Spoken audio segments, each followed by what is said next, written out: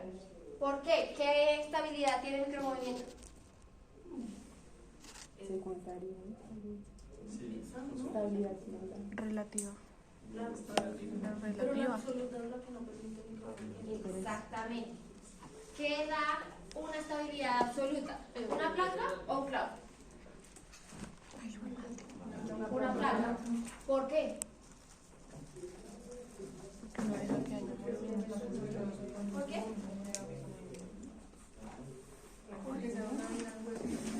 Exacto. ¿Dónde usamos unas placas? En las articulaciones, porque no podemos permitir micromovimientos, ya que eso afectaría el movimiento articular.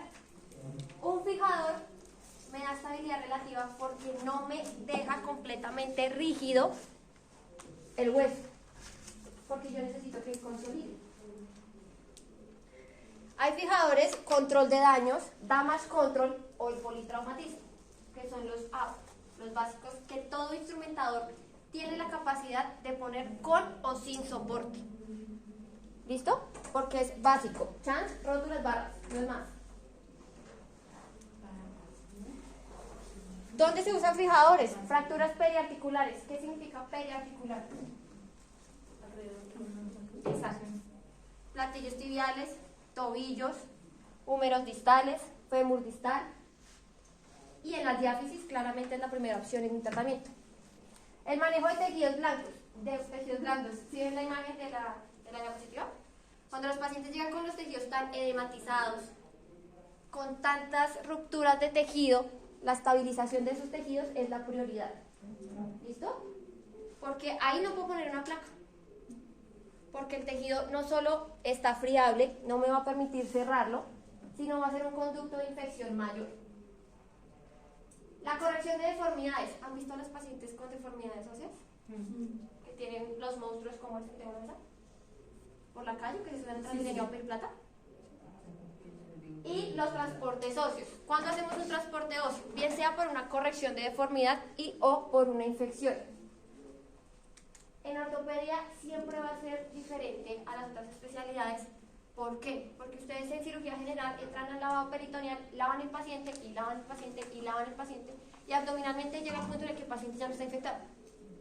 Si a ustedes se les infecta el hueso, ese hueso no sirve, se muere.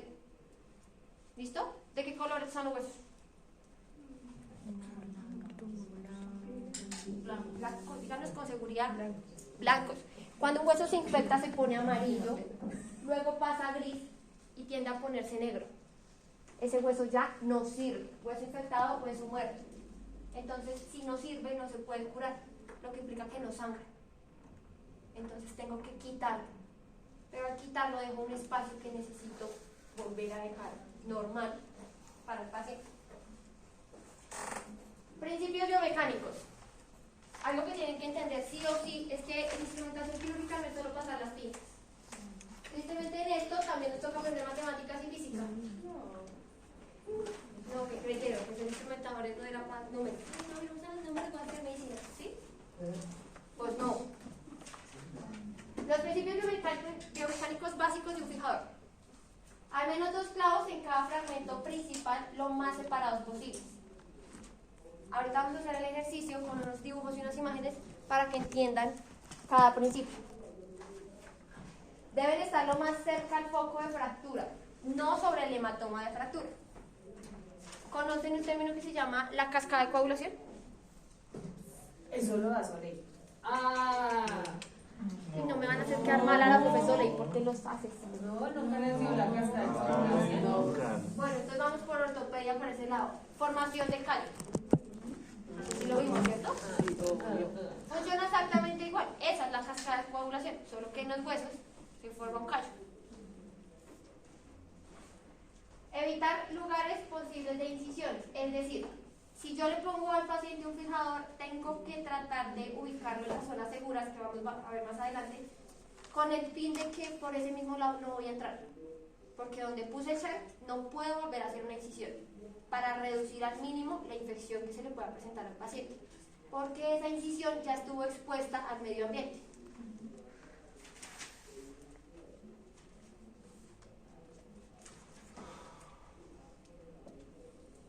¿Por qué un fijador? ¿Por qué pondrían ustedes un fijador?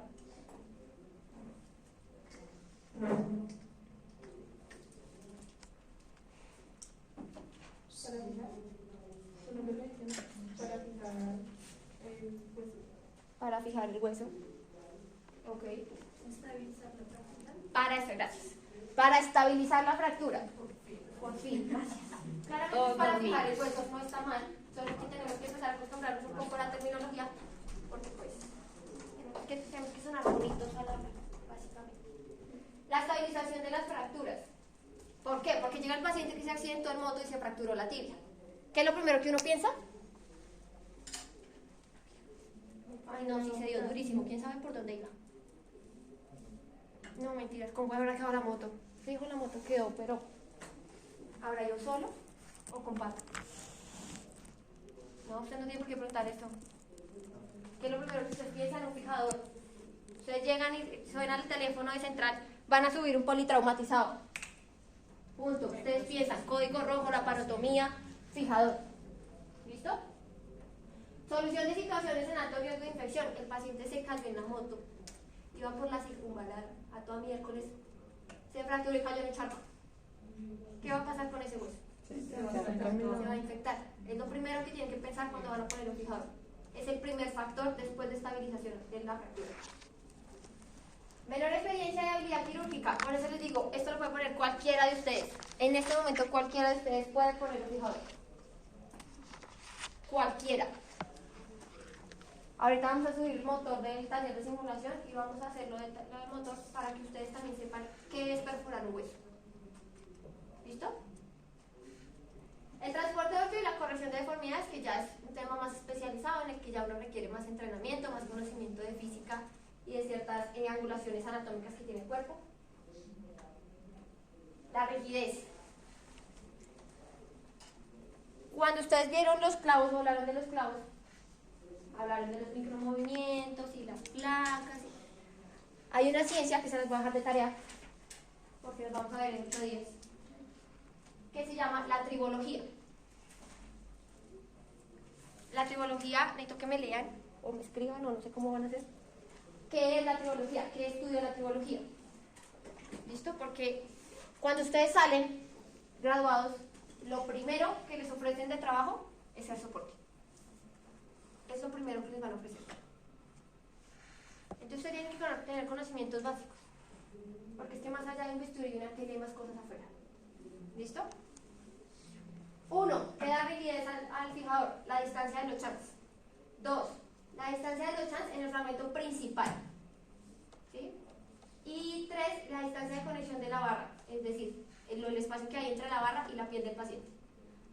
Porque no puede quedar muy pegado porque el paciente tiende a inflamarse, entonces vamos a generar daños en el tejido. Pero tampoco puede quedar muy separada porque entonces el fijador queda inestable, entonces no estoy haciendo nada. Las ventajas de la fijación externa.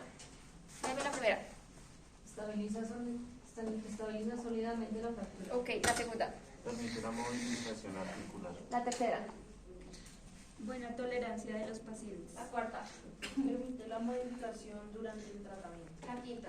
Permite realizar procedimientos posteriores. Un fijador permite muchas cosas. Más allá de ustedes ponen el clavo y listo, pum, el clavo ya. ¿Cierto? Lo básico. Inserción, guía, primer, clavo, tornillos y sale. Un fijador es un arma todo, es un Lego. Entonces permite que ustedes jueguen con todos los ángulos del hueso.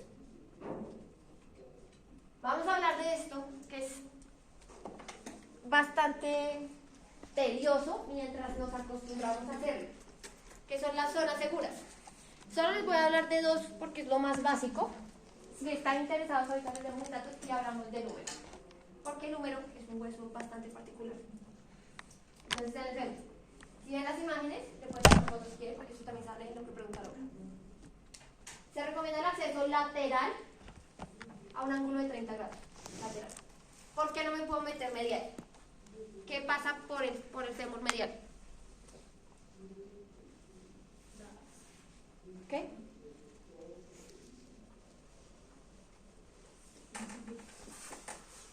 Más abajo, por el bumper, más abajo. Listo, vamos a anatomía. Paso principal. Después de la aorta, porque la aorta se acaba. Más abajo. No, las ilíacas son acá. Acá queda.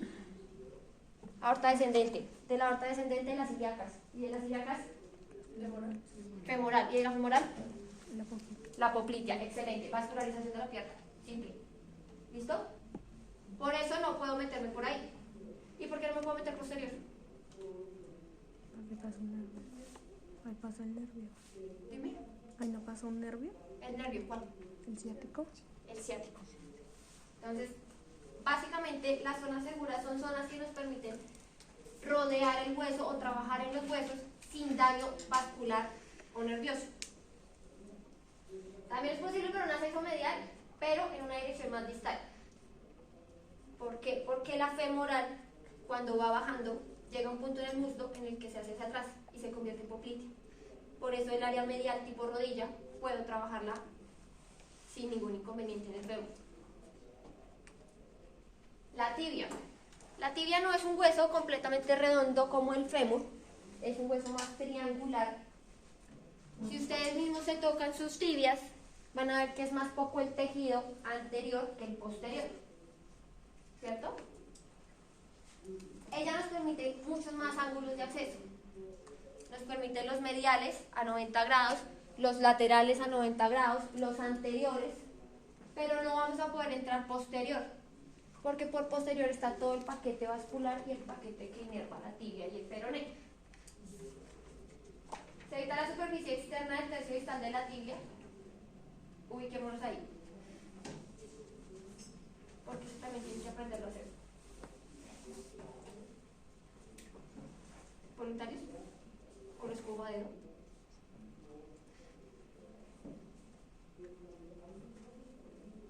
¿Ninguno los escojo? Tú, pasa. Pasa. Primero, tercio distal de la tibia, esa imagen. Ay, tu madre. Tercio distal de la Tercio tibia. distal de la tibia. No sé, por aquí. Exacto. ¿Qué hacemos? Dividimos a dos fraccionarios, ¿cierto? Dividimos la tibia en 3. Tercio distal hacia abajo. Si les hablo de la parte externa, ¿a qué hago referencia? ¿Quién dijo? Alza la mano. Lateral. Externo lateral, interno medial. ¿Qué hay ahí en la parte distal de la tibia externamente? O sea, por aquí. Más abajo, por ahí, ¿qué hay? ¿Qué hueso hay? El peroné. Entonces yo no puedo invadir el peroné con un fijador para estabilizar una tibia porque va a poner rígida una articulación, que es el tobillo. ¿Listo?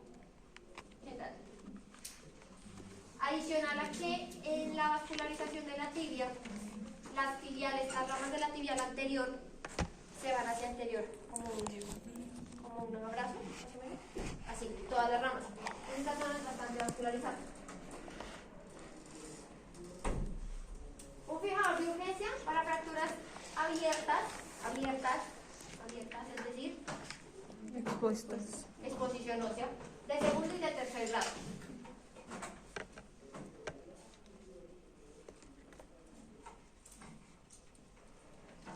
Fracturas con pérdida ósea, fijadores especializados. Si vemos en la imagen el segmento que está perdido. Fracturas con procesos infecciosos. Y en este caso de la imagen, deformación por el proceso infeccioso y pérdida de tejido. Entonces aquí no es que solo va a entrar el ortopedista, que aquí, si ustedes se dan cuenta, también puede entrar cirugía plástica.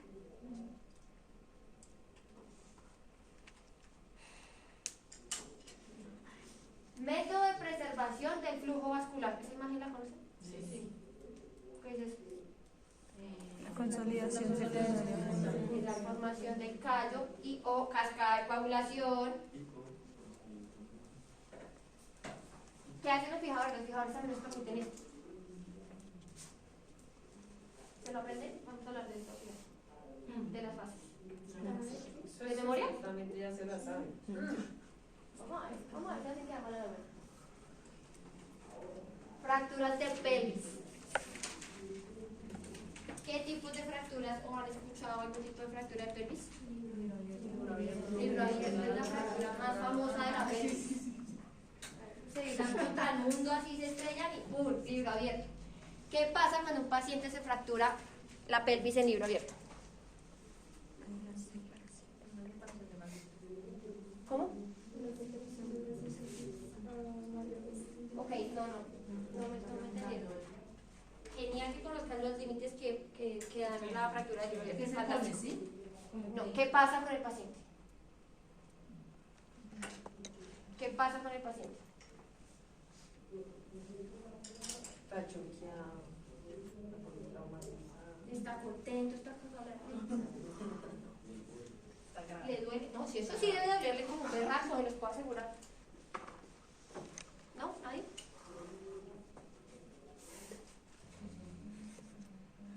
¿Ya vieron cirugía general? Ya. Pero solo la vieron, porque no la entendieron. ¿No daña las estructuras que están ¿No? en la pelvis? Los pacientes con fractura de pelvis en libro abierto se inestabilizan hemodinámicamente. Ay, usted nos dijo. Ay, Eso me lo dijo la profe. ¿Cierto? Eso se practica. Entonces, ¿qué pasa? En ese momento lo primero que hacen los médicos es estabilizar al paciente. No le voy a poner una placa como la de la imagen, porque no puedo abrir el paciente por la pérdida de sangre que estoy teniendo. Adicional a que la pelvis es un reservorio de muchos otros órganos importantes y vascularización bastante grave. Hay un término particular en la pelvis, en un tema vascular, que se llama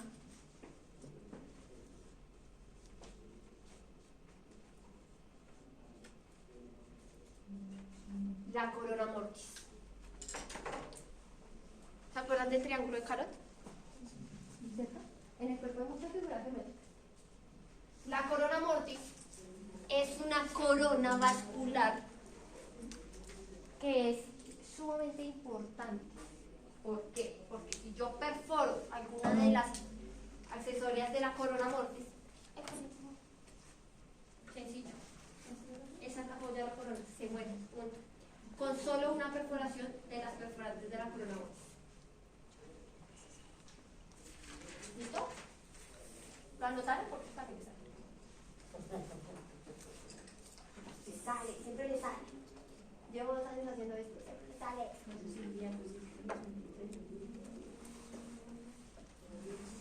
¿Sí?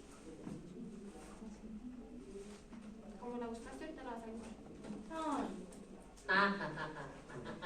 Corrección de deformidades.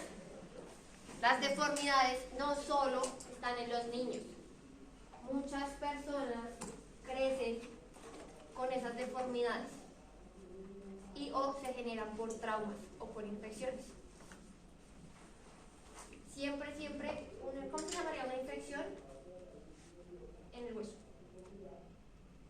¿Eso lo vieron como en clases de prefiros y sufiros?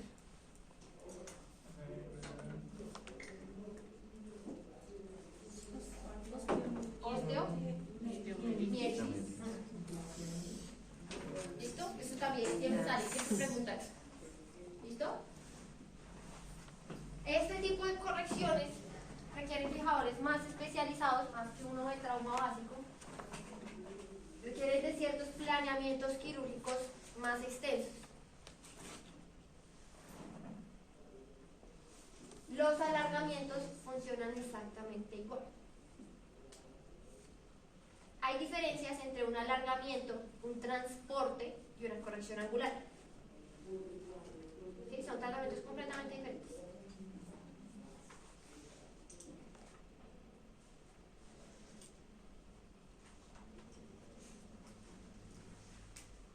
Igual que hay fijadores completamente diferentes para cada tratamiento. El que está sobre la mesa se le conoce como un fijador híbrido. ¿Por qué híbrido? ¿Qué es un híbrido?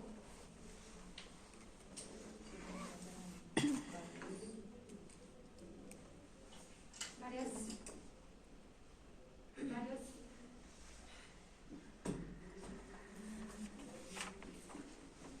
¿No? Sí, creo que es. Dijiste que habían 3. Sí, para tratamientos diferentes. Sí, entonces el híbrido se supone que abarca la 3 Híbridos. o por ahí 2. Es una combinación. es una combinación de sistemas. Entonces, lo básico de un fijador es un fijador lineal, es decir, un riel o una barra. Los fijadores especializados ya depende del tipo de fijador. El de la imagen es un fijador circular tipo Ilizarov. El híbrido es una combinación de la idea de Ilizarov con un riel, es decir, un aro y un riel. Eso es un híbrido. La imagen es Ilizarov, el que vimos anterior es un riel básico convencional para transporte que se usa en este tipo de correcciones. No es normal que ponga un riel para estabilizar una fractura primaria.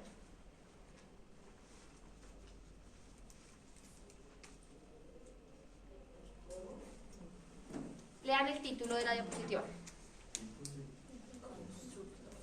En fijación externa hablamos de constructors, como los transformers. ¿Qué son los constructors? Son las variedades que podemos hacer con los fijadores.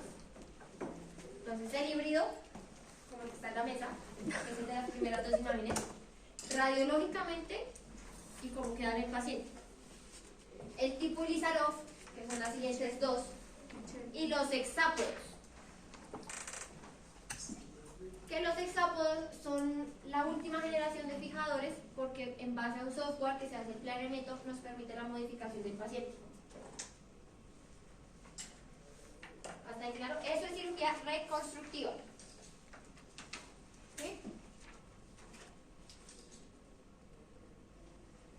Viene la parte chévere de la actividad. O preguntan, o yo pregunto. ¿Listo? Bueno. Gracias. Voy a esperar 60 segundos. ¿Quién levanta la mano primero?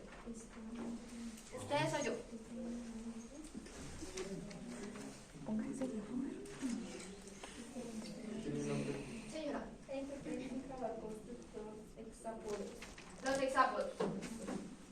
Los hexápodos son fijadores de reconstructiva que se usan actualmente para correcciones angulares pediátricas principalmente.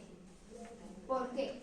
Como tenemos el software, para los papás y para los niños es más fácil hacer la movilización del fijador, porque eso no lo hacemos siempre nosotros. Estos fijadores se mueven todos los días, cada 8 horas. Es como tomar antibiótico. Entonces el papá o el paciente tienen que aprender a manejar el fijador. ¿Listo? Igual que los híbridos. Unos se manejan con llaves, el hexápodo se maneja con los mismos struts o torques que tienen. ¿Qué son estos? Entonces ustedes se dan cuenta, estas barras se llaman struts. En la parte proximal viene un color con un número. Generalmente son 6 struts por cada fijador que se pone. Y en la parte de abajo viene digamos que una pestaña similar, solo que con una flecha, que orienta al paciente a decirle hacia qué lado lo voy a mover. Entonces el ortopedista tratante le va a dar a la mamá del paciente un cronograma que le dice, el strut 1 lo tiene que mover cada 8 horas 2 vueltas, el 2 lo tiene que mover 3 vueltas, y así sucesivamente hasta que el paciente complete su tratamiento. En este caso en particular, como ven, los niños tienen las piernas deformes. Exacto. O están en varo o están en válido. Esas correcciones hay que hacerlas. ¿Cómo hago esas correcciones? Fracturando a los pacientes. Entonces, ustedes ven la radiografía, esta fractura controlada se conoce como corticotomía. Esta fractura es la que me va a permitir el movimiento del fijador. Como es controlada y el movimiento va a ser mínimo diario, permite la formación de hueso lentamente, igual que en un transporte óseo. ¿Listo? Este proceso de darle las vueltas cada hora o lo que tú dices, ¿no duele en Sí, ese momento? mucho. ¿Qué pasa? Los pacientes con fijación externa pasa similar a los pacientes de oncología que requieren una unidad de apoyo bastante grande. Porque no es divertido salir con una cosa así a la calle. Porque la sociedad es cruel y te mira raro cuando eres diferente. Son pacientes que requieren apoyo psicológico, acompañamiento por parte de psicología de la EPS o de la IPS, apoyo familiar durante todo el tratamiento. Cuando hacemos alargamientos o transportes óseos, que son segmentos amplios, que son segmentos grandes, los pacientes duran mucho tiempo con los fijadores porque el fijador se mueve 1 milímetro diario. Y si el defecto es de 20 centímetros, hay pacientes que duran 5 o 6 años con los fijadores. En el caso de cirugía pediátrica con fijación externa, después de terminar el tratamiento de la corrección, es decir, digan ustedes 3 años, por mal que nos vaya, el niño tiene que durar la misma cantidad de tiempo con el fijador estático, mientras consolida el hueso. Es decir, un paciente dura 6 años con un fijador así, en un tratamiento relativamente corto, Solo que corregir para corregir una deformidad.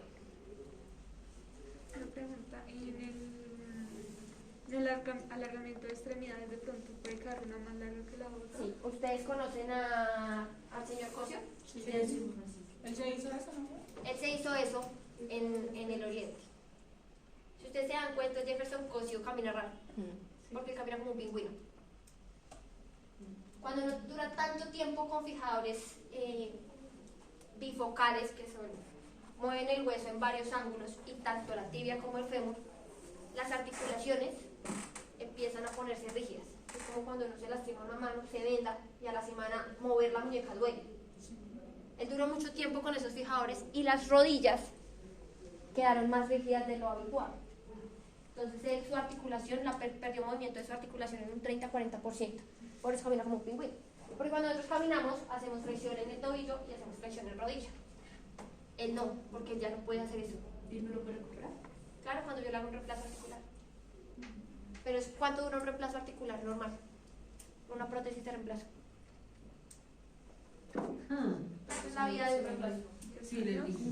De 10 a 15 años. Ah, cuando ella les dice así, nos dijo. Entonces, por ejemplo, Gracias, Michi. en este momento yo tengo 26 años. Si yo hoy me hago un reemplazo articular, antes de los 40 me tengo que hacer una revisión. Entonces eso tampoco es bien para un paciente. Muchas de estas correcciones se hacen con el fin de eso, alargar lo más que se pueda al paciente para que lo último que se le haga sea un reemplazo. Porque estas deformaciones no solo dañan el hueso visualmente, porque en el caso del exápodo del niño va a tener problemas de rodilla. Y como la pierna la tiene torcida, va a tener problemas de cadera, porque sus angulaciones están afectadas anatómicamente en toda su extremidad. Y adicional, al tener una pierna mal, va a sobrecargar la otra.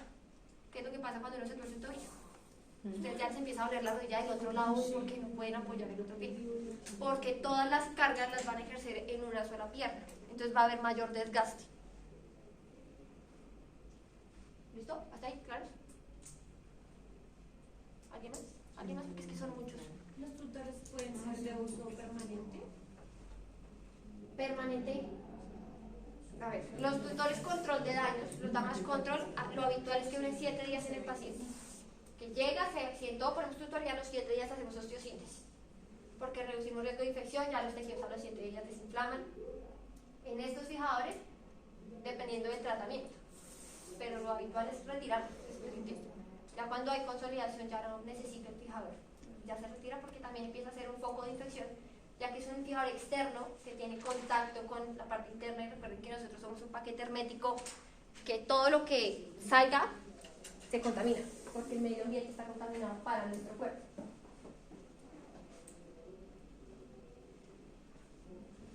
Sí, yo tengo una pregunta frente al el fijador,